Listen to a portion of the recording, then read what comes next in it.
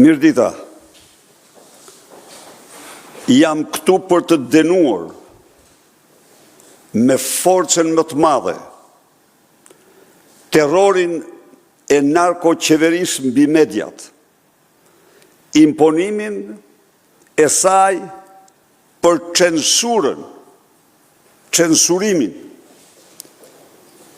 e zhvillimit më flagrant e denoncimit më flagrant të lidhjes së kreut organizatës kriminale Edi Rama me bursën botërore të drogave, me Arubën, me takimin qeveritar famëzi të zhvilluar në Aruba,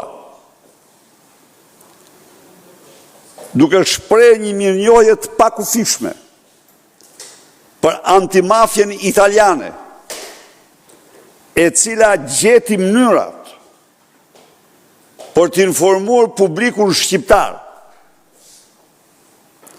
se kryeministri i vendit mban lidhje qeveritare me grupet më të fuqishme të trafikut të drogës shqiptare, venezueliane, se Big Brother në Aruba është Venezuela. E keni në rrafsh me drogën. Aruba edhe njërë, mos harroni, quhet ndryshe Bankers of Drug Mafia. Resident, ata bost, aty e kanë vendin.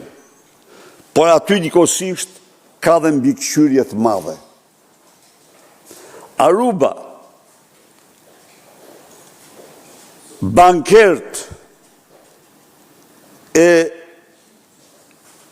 mafjes drogës,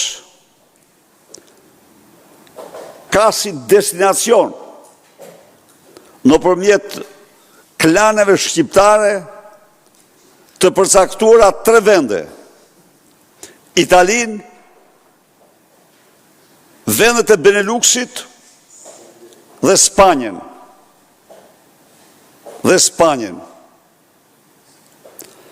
Aruba, charteri për në Aruba, ku thuhet, por nuk mund të them 100%, edhe njerë, por mjaft dokumenta, mjaft zëra janë se delegacionin e ka kryesuar vetë Edi Rama. Ajo çka unë ju them 100% kanë qenë ministra dhe zyrtar shumë të lartë të qeverisë.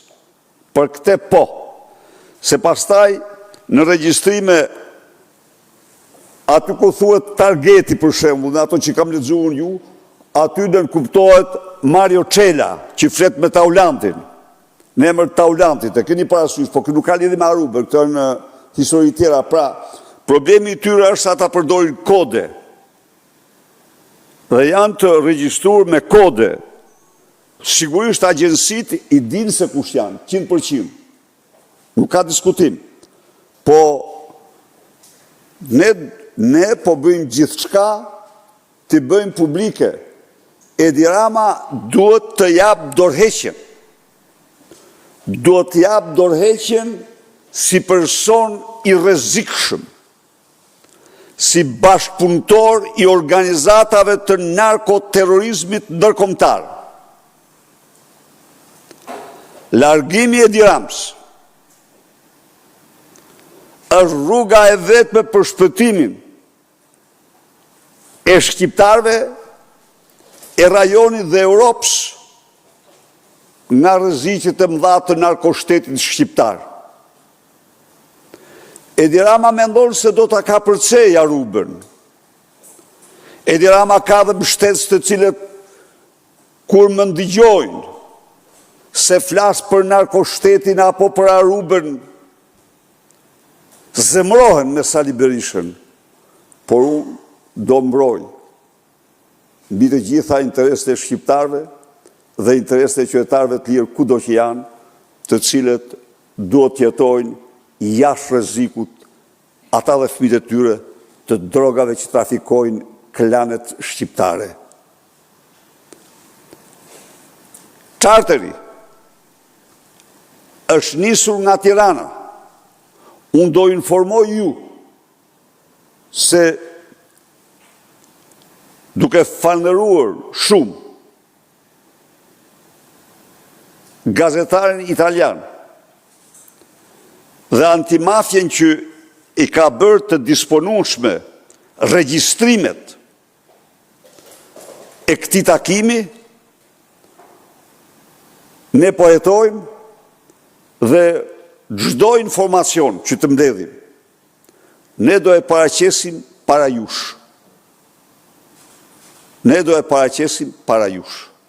Dhe para shqiptarëve dhe para botës. Nuk ka akt më flagrant. Sot janë vetëm dy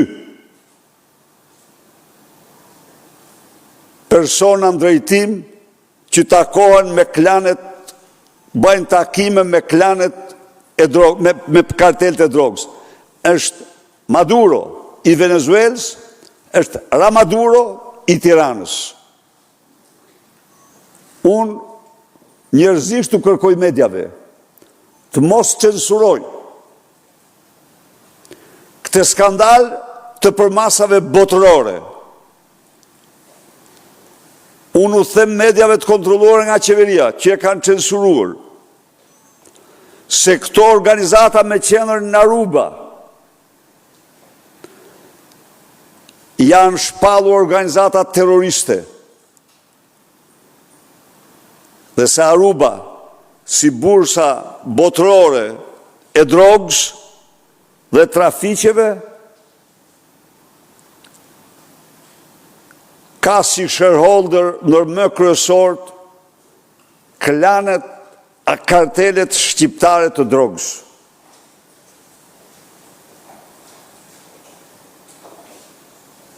Pra, në 30 vite të fundit pas Noriegës,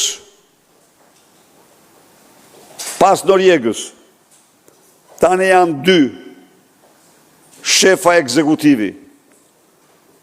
Maduro në Venezuelë dhe Rama që shkon në strofullën e tij, jo në Venezuelë, pa Aruba. Aruba është ngjitur në Venezuelë, në veri të Venezuelës. Dhe Aruba është kontroll të plot të klanave të Venezuelës.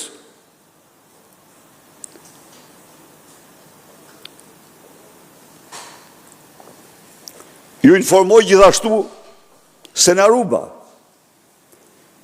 kanë qenë kartelet e drogës të Shqipërisë, por kanë qenë dhe grupe dhe organizatat kriminale të drogës nga Kosova dhe Macedonia, shqiptare. Dhe natyrisht, ortakët e tyre të karteleve të Venezuelës, Kolumbisë, Ekuadorit, Paraguajt, Uruguajt. Është krim të fshehesh këtë takim që inkriminon direkt kryeministrin e Shqipërisë. Kryeministri një vendi antar të NATO-s, kryeministri një vendi që aspiron për antarësim në Bashkimin Evropian, zhvillon takime apo dërgon ministra, delegacion qeveritar për takime dhe dile me kartelet më të rrezikshme të drogës, bashkëpunëtorët e tyre shqiptarë, sa ato është shpallur tashmë organizata terroriste, dhe ju ofron malin e Tiranës. Ju kujtohet ju kur thanë që ajo është Sali Berisha, ajo mali i Tiranës? A ju kujtohet? Vazhduan mediat e shpifjes të bëna të. Ja që doli, se i kujtë është mali i Tiranës. Besoj se e mësuar. apo syri i Tiranës, bërët vesh aty se po besoj se ato janë. Ndaj dhe jam këtu, por t'i thanë Edi Ramës, jep dorëheqja. Jep dorëheqjen sepse ti nuk mund t'jesh kryeministri i një vendi, antar të NATO-s, antar i Këshillit të Europës, kandidat dhe që ka hapur negociatat me Bashkimin Evropian në një kohë kur ti zhvillon dhe takime me klanet botërore, me kartelet dhe klanet botërore të drogës. Faleminderit. Zoti Berisha, a do të ashtrini këtë çështje edhe në parlament, një alternativ për shembull të kërkoni një mocion me debat për dosjen Aruba në seancën më të afërt plenare? Faleminderit. Ju falënderoj për sugjerimin. Ju garantoj se veprimet tona do t'jenë të shumë fishta dhe të shumë llojta. Për këtë takim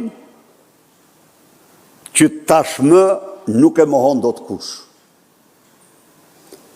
Tashmë është i shtamposur në regjistrimet e antimafjes italiane. Dhe unë e falënderoj shumë, se ajo, qofse gazetari ka publikuar ato, do të thotë se antimafja ja ka dhënë, se ai nuk ja u ka rrëmbyer, nuk ja u ka vjedh. Ata kanë bërë një shërbim të madh. Kështu që ai do jetë vetëm një akt. Po akt tjetër, nëse Rama nuk jep dorëheqjen, do të jetë një padi në SPAK, por do shohim tani ligjit ndërkombëtare me shpalljen e karteleve si organizata kriminale, nëse mund të bëhet padi dhe në gjykatë ndërkombëtare. Për ne, ky takim do të është detyrim madhor para çdo shqiptari, qytetarëve të rajonit dhe të Europës, për të bërë transparencë të plot. Shqipëria ka një kryeministër dhe ministra të cilët udhtojnë me charter 13.000 milje për të takuar bost shqiptar dhe latinoamerikan të drogës. Zoti Berisha, Daniela Maloku, Report TV. Në fakt do doja t'ju korrigjoja për nisjen tuaj të konferencës, sepse vetëm në momentin që flasim janë rreth 8 televizione informative që po e pasqyrojnë konferencën tuaj dhe e njëjta gjë edhe ditën e djeshme. Ndërkohë, dua t'ju bëj një pyetje lidhur me aksionin në parlament.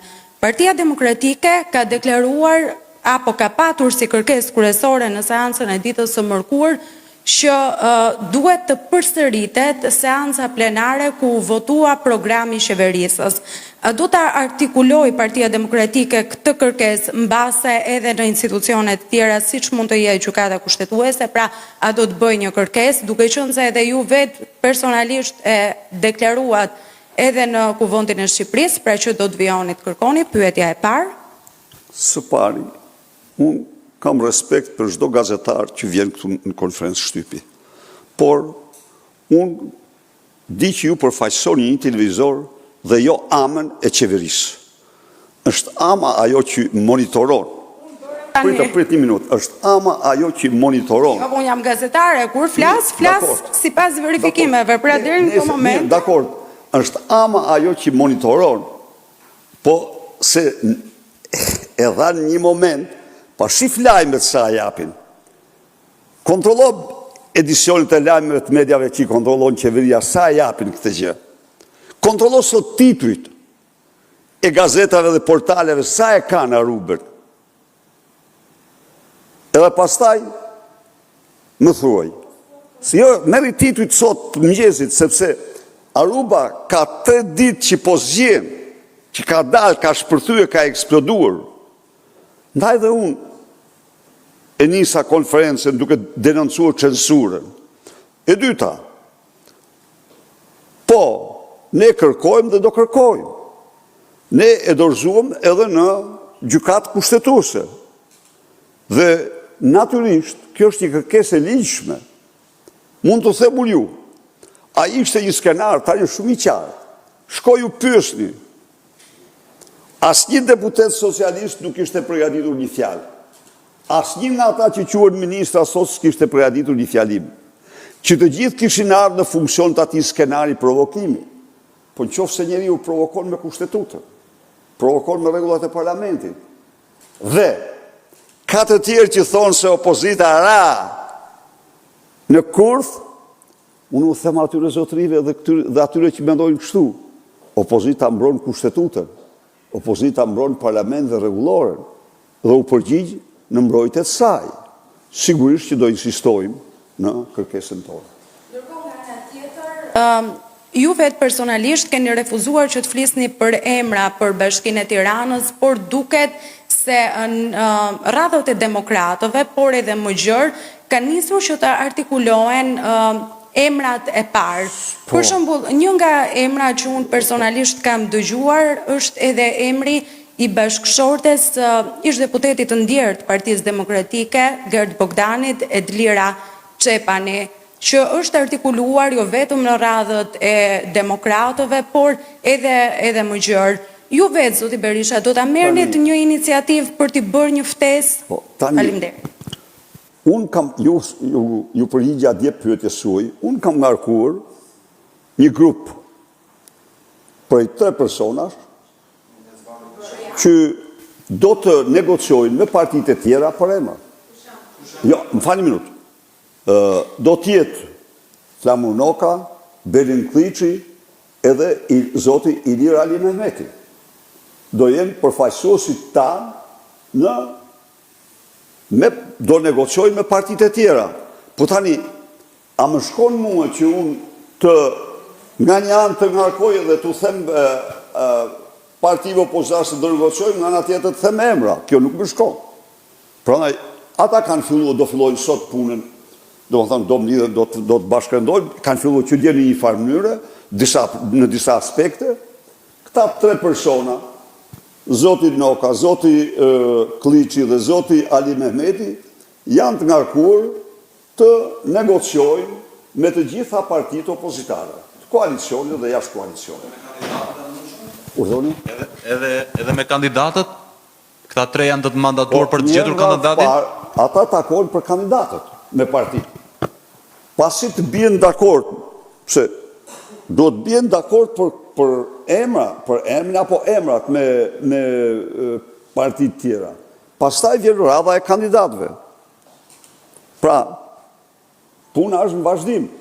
Unë natyrisht nuk kam normen që të prononcohem për njeri, me qenë se ky është një proces. Pastaj, po të ishte për ndryshe, krijonin proces, po fisja unë këtu, vija ju thosha që kandidati i preferuar do jetë ky. Jo, nuk është ashtu.